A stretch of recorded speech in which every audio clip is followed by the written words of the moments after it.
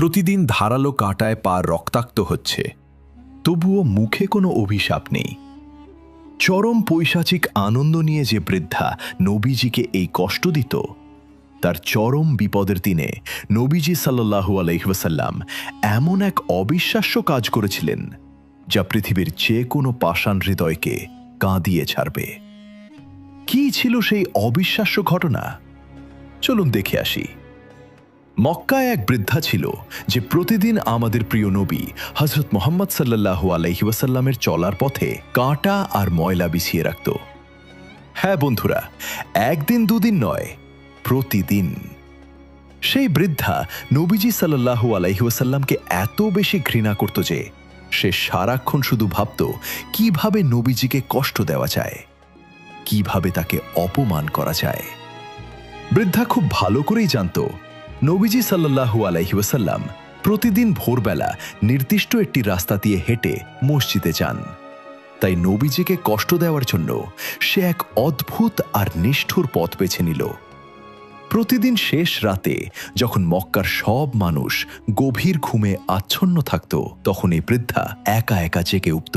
সে পাহাড়ি জঙ্গল থেকে খুঁজে খুঁজে সবচেয়ে ধারালো আর বিষাক্ত কাঁটাগুলো সংগ্রহ করে আনত। বাড়ির যত দুর্গন্ধযুক্ত ময়লা, পচা আবর্জনা সব কিছু সে এক জায়গায় জমিয়ে রাখত। তারপর খুব সাবধানে রাতের অন্ধকারের ভেতর দিয়ে সে চলে যেত সেই রাস্তায়, যে রাস্তা দিয়ে আমাদের প্রিয় নবী সাল্লাল্লাহু আলাইহি ওয়াসাল্লাম হেঁটে যাবেন। রাস্তার ঠিক মাঝখানে যেখানে নবীজির পা পড়বে, সেখানে বৃদ্ধা খুব নিখুঁতভাবে সেই ধারালো কাঁটা আর ময়লাগুলো বিছিয়ে রাখত। কাজ শেষ করে বৃদ্ধা রাস্তার পাশে একটি আড়ালে লুকিয়ে অপেক্ষা করত। তার একটাই উদ্দেশ্য, যখন মুহাম্মদ এই পথে আসবে তার পায়ে এই ধারালো কাঁটা বিঁধবে, পা থেকে রক্ত ছুটবে আর ব্যথায় সে চিৎকার করে উঠবে। এই দৃশ্য দেখে বৃদ্ধা পৈশাচিক আনন্দ পাবে। ভোর হলো। প্রতিদিনের মতো আমাদের প্রিয় নবী সাল্লাল্লাহু আলাইহি ওয়াসাল্লাম অত্যন্ত শান্ত পায়ে হেঁটে আসছেন। হঠাৎ নবীজির পায়ে কিছু একটা খুব গভীরভাবে বিঁধে গেল। ধারালো কাঁটা, চামড়া ভেদ করে তাজা রক্ত বেরিয়ে এলো। আড়ালে লুকিয়ে থাকা বৃদ্ধার মুখে তখন বিজয়ের হাসি। সে ভাবল, এইবার মুহাম্মদ রেগে যাবে, চিৎকার করবে, আমাকে অভিশাপ দেবে। কিন্তু বন্ধুরা, আপনারা কি জানেন এরপর কি ঘটেছিল? নবীজি সাল্লাল্লাহু আলাইহি ওয়াসাল্লাম বিন্দু মাত্র রাগ করলেন না। তার পবিত্র চেহারায় কোনো বিরক্তির ছাপ নেই। তিনি শান্তভাবে মাটিতে বসে নিজের পা থেকে রক্তমাখা কাঁটাটি খুললেন। তিনি ভাবলেন, এই কাঁটায় তো অন্য কোনো পথচারীর পাও কাটতে পারে, অন্য কোনো মানুষও তো আমার মতো ব্যথা পেতে পারে। তাই তিনি নিজের পায়ের যন্ত্রণার কথা সম্পূর্ণ ভুলে গিয়ে রাস্তার সমস্ত কাঁটা আর ময়লা একে একে কুড়িয়ে এক পাশে ফেলে দিলেন।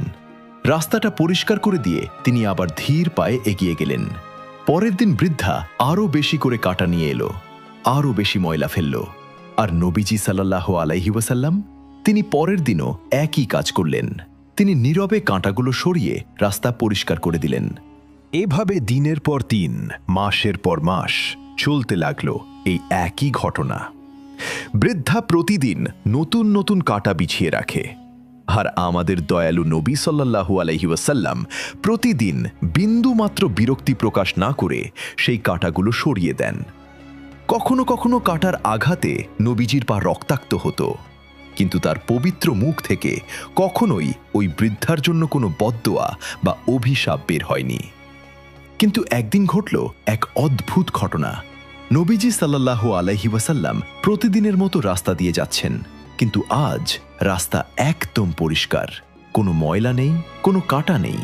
নবীজি সাল্লাল্লাহু আলাইহি ওয়াসাল্লাম কিছুটা অবাক হলেন। পরদিনও একই অবস্থা, আজও রাস্তায় কোনো কাঁটা নেই। তৃতীয় দিনও যখন রাস্তা একদম পরিষ্কার, তখন নবীজি সাল্লাল্লাহু আলাইহি ওয়াসাল্লাম গভীর চিন্তায় পড়ে গেলেন।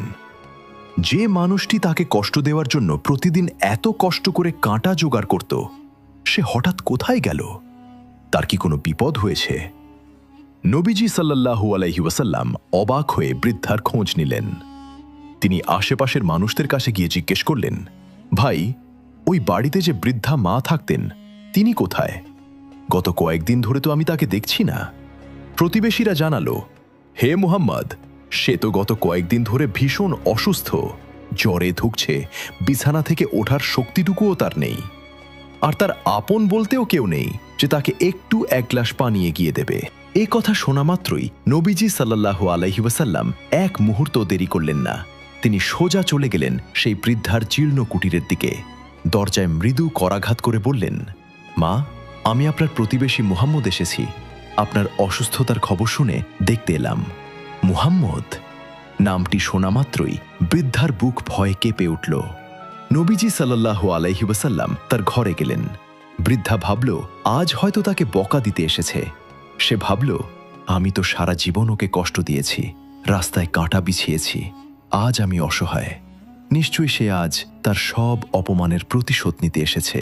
কিন্তু নবীজি সাল্লাল্লাহু আলাইহি ওয়াসাল্লাম তাকে কোনো বকা দিলেন না, কোনো প্রতিশোধ নিলেন না। বরং নবীজি সাল্লাল্লাহু আলাইহি ওয়াসাল্লাম তার সেবা করলেন। তিনি নিজ হাতে বৃদ্ধার ঘর পরিষ্কার করলেন। দূর থেকে পরিষ্কার পানি এনে নিজ হাতে বৃদ্ধাকে পান করালেন, তাকে খাবার দিলেন। একজন আপন সন্তান যেভাবে তার মায়ের সেবা করে, নবীজি ঠিক সেভাবেই তার সবচেয়ে বড় শত্রুর সেবা করতে লাগলেন। নবীজির এই আচরণ দেখে বৃদ্ধার চোখে পানি চলে এলো। যে মানুষটিকে সে এত কষ্ট দিত, যে মানুষটির পা সে প্রতিদিন রক্তাক্ত করত, সেই মানুষটি আজ তার চরম বিপদের দিনে, অসহায়ত্বের দিনে একেবারে আপন সন্তানের মতো পাশে দাঁড়ালো। বৃদ্ধা কাঁদতে কাঁদতে বলল, হে মুহাম্মদ, আমি সারা জীবন তোমার পথে কাঁটা বিছিয়েছি, তোমাকে ঘৃণা করেছি, আর তুমি আজ আমার এই কঠিন সময়ে এমন ভালোবাসা দেখাচ্ছ। আমি বুঝতে পেরেছি তুমি সত্যি আল্লাহর প্রেরিত রাসূল। বৃদ্ধা তখনই নবীজির কাছে ক্ষমা চাইল এবং কালিমা পড়ে ইসলাম গ্রহণ করল। বন্ধুরা, বিনোদনমূলক চ্যানেলের ভিড়ে ইসলামের এই সুন্দর সুন্দর কথা ও গল্পগুলো শুনতে আমাদের চ্যানেলটি সাবস্ক্রাইব করে রাখুন। ভিডিওটি ভালো লাগলে এটিটি লাইক দিন এবং কমেন্টে সুবহানাল্লাহ লিখতে ভুলবেন না।